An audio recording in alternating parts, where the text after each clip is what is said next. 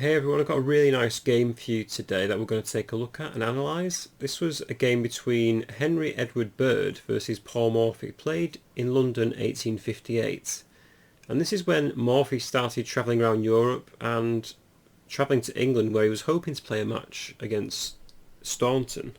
But that match never materialised. Fisher actually says that he believes Staunton was actually afraid to play Morphy, but he thinks the match would have gone quite close and wouldn't have been a one-sided encounter that many writers think. But anyway, in this game, Morphy is playing a very strong player in Henry Edward Bird. So let's just sit back and have a look and analyse this game. So White played 1e4 and Morphy played e5. Bird played knight to f3 and d6 was played. So we get a sort of Philidor setup straight away. And White goes straight in with the move d4, undermining this e5 pawn, maybe even threatening to take it. And Morphy plays a really aggressive move, which I don't think many players would play now, f5. This is because it's rather dubious, especially when you run engines using this move. But this kind of move was very fashionable at the time, but in these days it's probably considered losing for black already. So I'll explain why. So the best move for White is actually maybe just to play bishop to c4 here and keep it relatively simple. This is because if black now takes on e4, White has the amazing move knight takes e5. If black recaptures, White can throw in queen h5 with check, and for instance if g6 we can play queen takes e5 and win the rook on h8. So once check, king d7 is probably the only move. And White can play queen f5 with check, the king's forced to c6, and White can play queen takes e5, threatening to play queen to b5, followed by bishop to f4. So White's just given up a piece, but now has an incredible attack. So a6 is played to deter any bishop b5s or queen b5s. White can play d5 though with check once again. If king b6, White can develop with tempo with check, bishop to e3. If c5, there's check once again with a discovered attack against the king. King takes c6, and now a calm move, knight to c3, threatening bishop d5 ideas. If knight to f6, White can sack once again, bishop b5 check. If takes, there's queen takes b5, followed by king d6, and White can castle with check, and after king e6 take the queen on d8. And that was actually a rather easy combination to win, to be honest. Any strong player will be able to checkmate black from that position. So if we just go back to this position, we've just played bishop c4, but also White can just simply take on e5 with the pawn. And if f takes e4, White can play knight g5, threatening to play knight takes e4. If black plays d5, White now has a nice move e6, and if bishop c5, White's got an option of moves. Knight f7 isn't considered the best here because then queen f6, followed by bishop e3, and black actually gets a nice development with d4. But actually after bishop c5, White can continue knight to c3, hitting the pawn d5, so then c6, and now White can play knight to f7, and the forking the queen and the rook at the same time, and this is very nice for White. But enough analysis, let's go back to the game. So f5 was played by Morphy. In the game, Bird now played knight to c3. So super solid from White, and Morphy took on e4, White recaptures on e4, and again black has two options here. Knight f6 was another solid idea, but perhaps this gives White the advantage because after knight takes, g takes, d takes e5, f takes e5, White can play bishop c4, and if queen f6, play knight g5, and White's got a great attack coming up. For instance, the queen is hitting the h5 square and the knight might jump into f7, so this is very good for White. So instead of playing knight to f6, Morphy now played the move d5, hitting the knight on e4. In the game, Bird moved his knight back to g3, But actually here, white can have a great attack with the move knight takes e5, crashing in. And if black captures on e4, we see a similar system to what we saw before in previous analysis, queen h5 check. If g6, we have this nice tactic of knight takes g6 because this h-pawn is pinned against the rook. And if knight to f6 to hit the queen and force it away, there's a nice check. So if black plays bishop to e7, white can capture on the rook on h8. And if knight c6, white can play bishop b5 to pin that knight. Queen d5 is another move that black can play after that, but then bishop g5, and white has the advantage. If I just go back, queen e5 check, the king can move to f7, but again, white can continue with a nice move, bishop to c4 check. If the king takes this knight, let's say king takes g6, queen g5 is mate. So after bishop c4, the king has to go to g7, but now white can follow up very nicely with a move like bishop h6. If the king takes, then white can take the rook on h8 and threaten knight to f7 ideas. If bishop b4 check, there's c3 to block the check, the queen can take the knight, and then white will take the bishop on b4. Black has two pieces for the rook, but white has two extra pawns. And if we look at black's king safety, it's absolutely terrible. So white is definitely winning this position. So I'll go back to the game. d5 was just played by Paul Morphy, and we just analysed knight takes e5. But in the game, knight g3 was played by white, and now Morphy pressed on with the move e4. So hits the knight on f3. Bird jumps his knight into e5, Morphy develops with knight to f6. And Kasparov actually believes f3 was the best move for white here to undermine the pawn centre. So if e takes, then we can take with the queen and destroy black's nice centred pawns. But in the game, Bird played bishop g5. I don't think this is a bad move, it just pins the knight against the queen. And Morphy now played a semi-aggressive move, bishop to d6, just putting his pieces on nice squares. And Bird played a bit of an unusual move. Maybe he should just develop here, but he played knight to h5. Attacking the knight twice now with the bishop and knight, and again the knight's still pinned against the queen.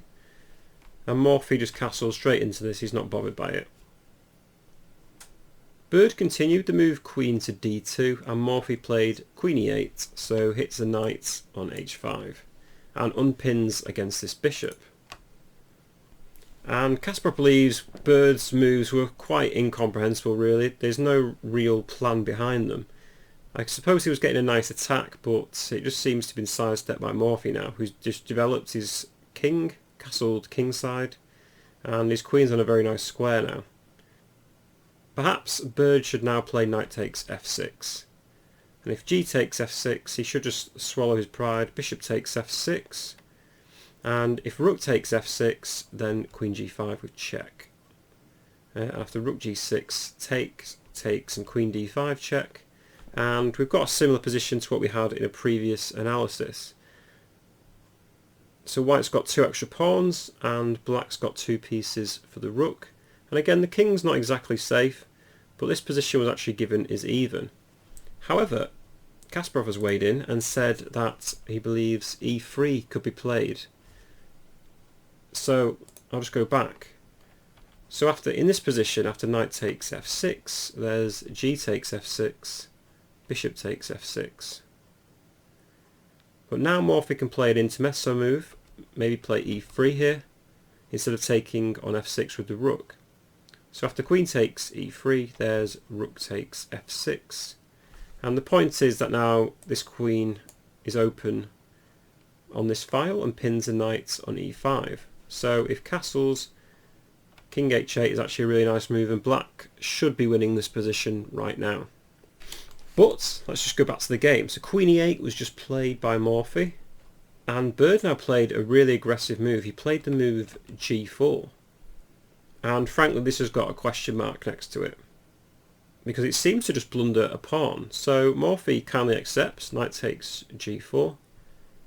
So after knight takes g4, Morphy now decides to play queen takes h5. So black's just won a pawn for nothing really, and now Morphy's opened his rook out, his bishop's very nice, and his queen's now hitting the g4 knight followed by this bishop. So you have to ask the question, well, what was white's plan? So black's attacking this knight on g4, so Bird's forced to move it to e5. And again Morphy just develops his piece, knight to c6, and hits the knights on e5 twice. Bird plays bishop to e2, hits the queen, and queen h3 from Morphy. This just blocks the h-pawn in, and now his queen's on some very nice squares. And in this position Bird took on c6 with the knight, b takes c6, and bishop to e3 from white. So I'm not too sure why that move was played. I guess he's consolidating d4, stopping black from playing c5. But frankly white's position is quite terrible now. So the b file's open for this rook to infiltrate very nicely. They've got the open f file, and these two bishops are just raking down. Black could potentially take this h2 pawn. So yeah, it's not looking good for white. And in the game Morphy did indeed play rook b8, so getting on this open b file. White castles into it, and now we get a very aggressive and crazy move from Morphy. It was noted that bishop g4 was also just winning for black here. So if bishop g4 takes, rook g1, queen h4, this is very nice for black.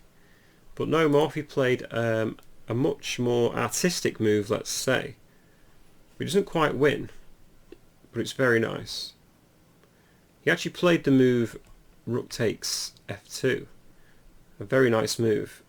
And the point is, after bishop takes f2, Morphy now played the great move queen to a3, and the point is that if white takes this queen off, then there is bishop to a3, and that's checkmate. So this is a very nice move from Morphy. It's just swinging his queen across the whole board and sacrificing it to try and win the game. So white didn't obviously want to take this queen off. Instead he played the move c3 to defend the b2 pawn with the queen. And poor Morphy took on a2 with the queen, and there's all sorts of threats here now. For instance, if white now played the move queen to c2, there's moves like bishop f4 hitting the king, and white will probably be forced to play moves like rook to d2, which should be very horrible for white. So in the game, white now played the move b4, so blocking up the b file with a pawn and trying to trade queens off. So Morphy plays an active move queen a1 check, king c2 was played, and queen a4 was played by Morphy with check. Now white could have gone in for a draw here. He could have played king to c1 and we would have had a perpetual check. However, after queen a4, perhaps maybe white thought he was winning, he played the move king to b2. So white is actually a whole rook up here, but now Morphy again finds a great move. He played the move bishop takes b4, and after c takes b4 there's rook takes b4 with check, and white's pretty much forced to give up their queen. For instance, if king c1 in this position, there's queen a1 check followed by king c2, and queen b2 would be mate. So after rook takes b4, white takes on b4 with the queen, queen takes b4 check, and king c2 from white. And now I'll see if you can find Morphy's great move again. So there's two rooks for the queen here, but again white's losing due to the amount of pawns that black has. And now Morphy played the nice move, just sacrifices a pawn, e3. The point is that it opens up the white squares, and after bishop takes e3, Morphy can plonk his bishop on f5 with check, and now has another piece to aid the queen. White played rook to d3 to block the bishop with check. Queen c4 was played, king d2 to protect everything, but now queen a2 check. And the point is that this queen now hits the bishop on e2, and white now has to go to the back rank. So they've got to play, maybe king d1 was played in the game, Morphy simply played queen to b1 check and will win the rook on h1 on the next move. So for this reason, Henry Bird decided to resign this position. So this was a great attacking game again from Morphy, with this nice swooping move on move 18 with queen to a3. And even though this queen a3 move isn't a winning move, it still looks absolutely fantastic. So yeah, it just appears that Morphy was on another level to all these English players at the time. Anyway, I hope you enjoyed the analysis of this game. Please drop me a like, comment or subscribe to the channel if you haven't already. Maybe even hit the notification button for future chess videos.